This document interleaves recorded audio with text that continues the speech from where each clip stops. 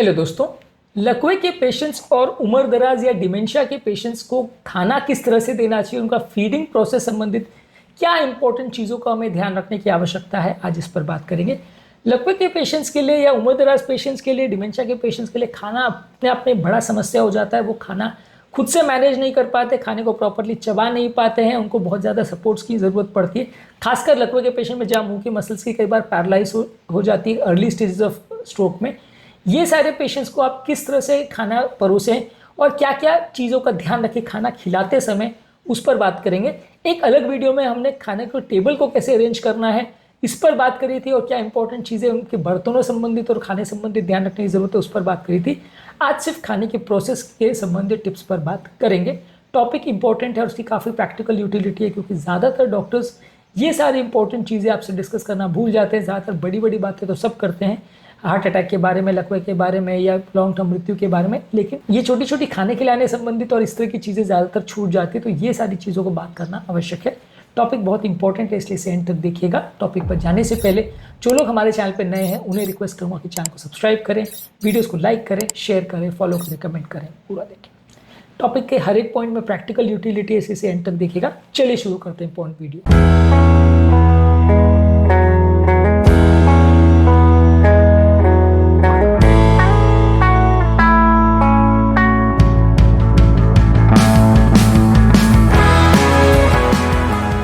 सबसे पहले तो आप पेशेंट की खाना निगलने की कैपेबिलिटी को असेस करिए। यदि कि व्यक्ति की खाना निगलने की कैपेसिटी में कोई दिक्कत नहीं है और अगर थेरेपिस्ट जो आ रहा है, जो स्पीच और लैंग्वेज के थेरेपिस्ट होता है, वो अगर प्रॉपर्ली जज कर पा रहा है कि पेशेंट खाना खाने में कोई दिक्कत नहीं है तो कोई प्रॉब्लम नहीं है, तो आप उसको रेगुलर उस हिसाब से खाना दे सकते हैं। यदि दिक्कत ज़्यादा है तो कितनी ज़्यादा दिक्कत है ये आपको असेस करना पड़ेगा। कोई पेशेंट्स ऐसा होंगे जो पूरी तरह से दूसरों पर डिपेंडेंट होंगे, ज़रा भी खुद से खाना नहीं खा पाएंगे।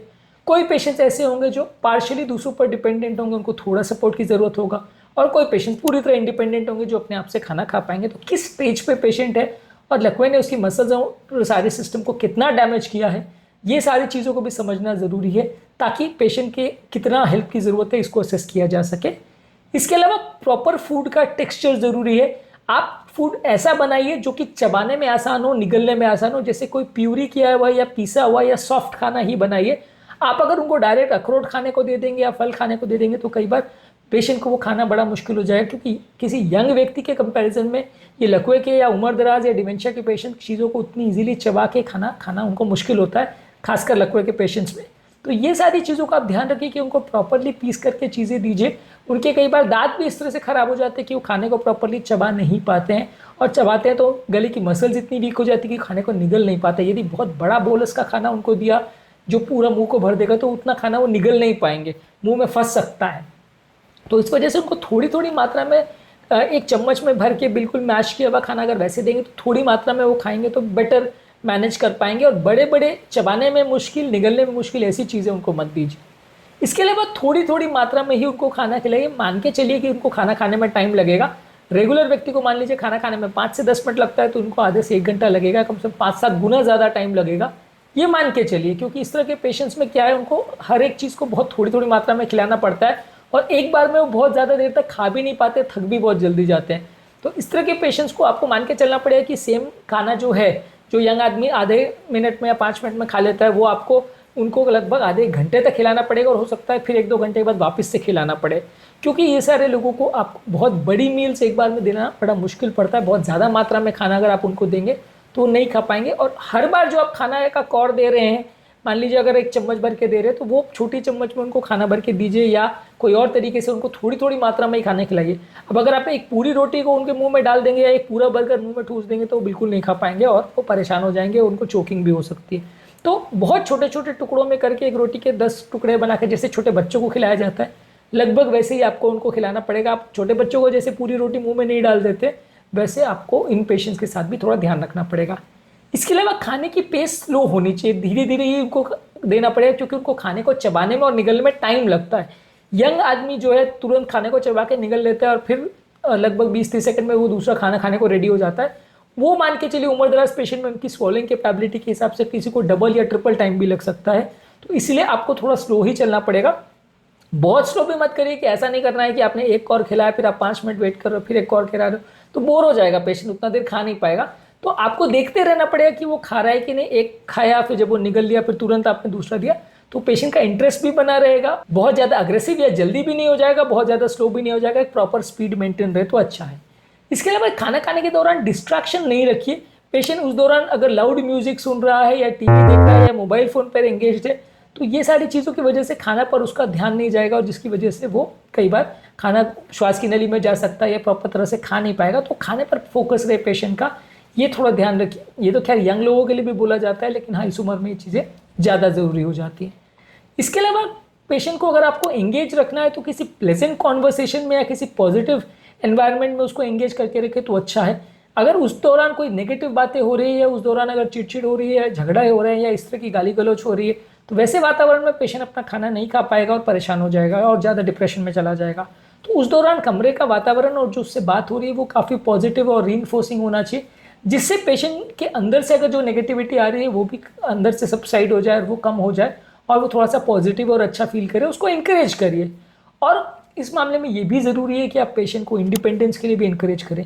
अगर पेशेंट खुद से खा रहा है तो आप ज़बरदस्ती उसको खिलाने की कोशिश मत करिए। उसको खुद से खाने का प्रयास अगर वो कर रहा है तो करने दीजिए। जिस लेवल तक कर पा रहा है थोड़ा बहुत आप उसको हेल्प कर दीजिए, लेकिन आप उसको खुद से भी ट्राई करने दीजिए। अगर वो खुद से बिल्कुल ट्राई नहीं करेगा तो भी इंप्रूवमेंट नहीं आएगा। आप उसको बिल्कुल अकेला छोड़ दोगे तो भी अच्छा नहीं है, और आप उसको अगर पूरा ही खाना खिलाओगे, वो खुद से खा पा रहा है तो भी अच्छा नहीं है। जितना वो स्टेप खुद से कर पा रहा है उतना उसको खुद से करने दीजिए। जो वो नहीं कर पा रहा है वहाँ पे आप उसकी हेल्प करिए। इसके अलावा अगर पेशेंट को खाना निगलने में दिक्कत आ रही है, कफिंग, चोकिंग या इस तरह की कोई प्रॉब्लम्स हो रही है या मुंह में खाना फंस जा रहा है, तो उसको थोड़ा प्रॉपरली मैनेज करिए, क्योंकि कई बार इस तरह की चीज़ों के लिए पेशेंट को ऑब्जर्व करना ज़रूरी है। और अगर पेशेंट को खाने में चोक हो रहा है तो तुरंत किसी प्रोफेशनल की मदद से या खुद पे घर पे उसको मैनेज करना आपको ज़रूरी है। ये सब चीज़ों में यदि आपने इंटरवीन करने में या पेशेंट को प्रॉब्लम अगर हो रही है, हेल्प करने में मदद नहीं की और खाना श्वास की नली में चला गया, चोक हो गया पेशेंट, तो कई बार आपको पेशेंट की जान भी जा सकती है, पेशेंट को खतरा भी हो सकता है, एस्पिरेशन भी हो सकता है। तो जो भी व्यक्ति पेशेंट को खाना खिला रहा है उसको ये सारी चीज़ों के बारे में एजुकेशन होनी चाहिए और ध्यान रखने की ज़रूरत है कि पेशेंट जो खाना खा रहा है उसको कोई दिक्कत तो नहीं आ रही है। इसके अलावा पेशेंट को बीच बीच में थोड़ा पानी भी देते रहिए। कई बार क्या है, पेशेंट का जो सैलिवेशन प्रोसेस है वो कॉम्प्रोमाइज़ हो जाता है स्ट्रोक की वजह से, तो खाना गीला करना उनके लिए थोड़ा मुश्किल हो जाता है, मुंह में फंसने लगता है, चिपकने लगता है खाना। तो इसलिए उनको बीच बीच में थोड़ा पानी भी देते रहिए। और कई बार कई लकवे के पेशेंट में थोड़ा सा थिकन फ्लूइड्स रिकमेंडेड होता है, जिसमें स्टार्च या कोई पाउडर डाल के पानी को थोड़ा थिक किया जाता है, वो पेशेंट को दिया जाता है। ये ऐसा इसलिए होता है कि कई बार आप सिंपल नॉर्मल पानी अगर पेशेंट को देते हो तो पेशेंट को निगल नहीं पाता है, वो श्वास की नली में जा सकता है। तो कई कई तरह के पेशेंट्स में थिक करके फ्लूइड को भी देना आवश्यक होता है, जो कि पेशेंट की निगलने की प्रोसेस को बेटर हेल्प करता है।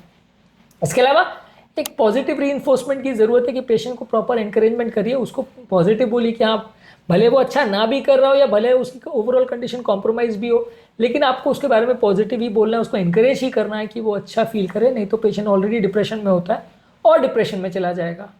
इसके अलावा आपको पेशेंस रखने की ज़रूरत है, आपको शांति रखने की ज़रूरत है, क्योंकि कई बार क्या होता है, आप पेशेंट के साथ इरिटेट हो जाते हो कि यार एक रोटी खाने में आधा घंटा लग रहा है। जैसे हम कई बार बच्चों को भी चिल्ला देते हैं कि एक रोटी खाने में आपको इतना टाइम क्यों लग रहा है। तो इस तरह के लोगों के साथ हमको थोड़ा पेशेंस रखना ज़रूरी है, क्योंकि वो अपनी बीमारी की वजह से, मजबूरी की वजह से नहीं खाना खा पाते या स्लो खा पाते हैं। तो आपको थोड़ा शांति रखने की ज़रूरत है, उनके ऊपर चिड़चिड़ाना नहीं है। इसके अलावा खाना खाने के बाद आप पेशेंट को एटलीस्ट आधे घंटे तक कंटिन्यूस बिठा के रखें, ताकि वो ग्रेविटी की वजह से खाना पेट में जाए, डाइजेशन बेटर हो, रिफ्लेक्स ज़्यादा नहीं हो। और उनको तुरंत ही खाना खाते लेटा नहीं देना है। खाना खाने के बाद एटलीस्ट आधा घंटे तक उनको बिठा के रखना है। और खाना खाने के बाद आपको उनका मुंह भी क्लीन करवाना है, या किसी पानी डाल के या माउथ वॉश दे के या ब्रश करके आपको क्लीन कराना है, क्योंकि कई बार इस तरह के लोगों के मुंह में चीज़ें चिपक जाती है जिसको वो खुद क्लीन नहीं कर पाते हैं, और वो चीज़ें बाद में इन्फेक्शन हो जाती है, फिर मुंह से स्मेल आने लगती है, जो कि खाना खिलाने वाले के लिए और व्यक्ति के लिए, दोनों के लिए इरिटेशन हो जाता है। तो ये सारी चीज़ों को ध्यान रखिए, क्योंकि वो अपना मुंह भी प्रॉपर क्लीन कई बार नहीं कर पाते हैं। इसके अलावा कुछ इंपॉर्टेंट सेफ्टी टिप्स है जो आपको ध्यान रखने की ज़रूरत है। खाना अगर श्वास नली में चला जाए तो हेमलिच मनूवर क्या होता है वो आपको ध्यान रखने की ज़रूरत है, जिसमें पेशेंट के पीछे तरफ जाके आप उसको अपने ऊपर उसका वेट रख के जोर से पेट पर खींचते हैं या धक्का देते हैं तो खाना झटके से मुंह से बाहर आता है, इसे हेमलिच मनूवर बोलते हैं। ये कैफ़े वगैरह में भी जब गले में अगर हड्डी वगैरह चली जाती है तो भी ये चीज़ किया जाता है। तो इससे झटके से खाना अगर श्वास की नली में चला गया तो आ जाए वापस बाहर। ये आपकी खाना खिलाने वाले को इसके बारे में जानकारी होनी चाहिए, नहीं तो क्या सडन पेशेंट चोक कर जाएगा और आपको मैनेज करते नहीं आएगा। इसके अलावा अगर कोई इमरजेंसी फिर भी हो रही है तो इमरजेंसी में किससे कॉन्टैक्ट करना है, ये सारी चीज़ों के बारे में भी ध्यान होना चाहिए। और एक और चीज़ इंपॉर्टेंट ध्यान रखने की ज़रूरत है कि जो भी आप खाना पेशेंट को दे रहे हैं उसका टेम्परेचर भी प्रॉपर होना चाहिए। यदि खाना बहुत ठंडा या बहुत गर्म होगा तो कई बार इस तरह के लोगों का मुंह जल जाता है और वो बता भी नहीं पाते हैं। तो ये भी चीज़ों का ध्यान रखने की ज़रूरत है कि खाने का टेम्परेचर पहले आप खुद टेस्ट करके देख लीजिए कि ठीक है कि नहीं, खाने के जैसा है कि नहीं, और थोड़ा सा नॉर्मल रूम टेम्परेचर जैसा ही हो तो अच्छा है। बहुत गर्म और बहुत ठंडा खाना दोनों ही लकवे के पेशेंट या उम्रदराज पेशेंट्स के लिए अच्छा नहीं है। तो आज के टॉपिक में हमने बात करी यदि किसी व्यक्ति को उम्र ज़्यादा है, लकवा है या डिमेंशिया है तो इस तरह के पेशेंट को खाना खिलाने के दौरान क्या क्या चीज़ों का विशेष ध्यान रखने की आवश्यकता है, कौन कौन से इंपॉर्टेंट टिप्स उन्हें फॉलो करने चाहिए। उम्मीद करूंगा कि आज के टॉपिक में कुछ नई बातें जानने को मिली होगी। लकवे के पेशेंट के बाकी केयर संबंधित, उनके चलाने फिराने संबंधित, स्पीच संबंधित और उनके मेमोरी फंक्शन संबंधित हमने ऑलरेडी सेपरेट वीडियोस किए, इन्हें भी जरूर चेकआउट करें। टेबल पर चीज़ों को कैसे अरेंज करना है इस पर भी हमने अलग वीडियोस किए, इसको भी जरूर चेकआउट करें। टॉपिक एंड करने से पहले जो लोग हमारे चैनल पर नए हैं उन्हें रिक्वेस्ट करूंगा कि चैनल को सब्सक्राइब करें, वीडियोस को लाइक करें, शेयर करें, फॉलो करें, कमेंट करें, पूरा देखें।